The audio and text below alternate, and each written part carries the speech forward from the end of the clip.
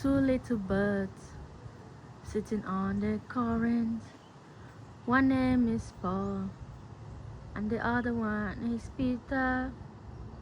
I wonder what they're doing, sitting on the current, checking out the day.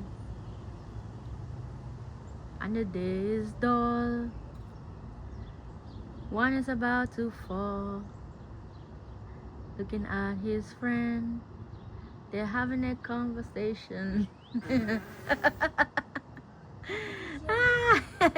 The birds are having a conversation. See what they're doing to their feathers, cleaning themselves, picking out whatever is hiding in their body. See this red one, the red bird. But I don't understand why these birds don't get electrocuted. We're human beings, but they're just birds. That one is singing. Tweet, tweet, tweet, tweet, tweet. This red bird cannot keep quiet. Probably saying, watch out, watch out, watch out. Rakael.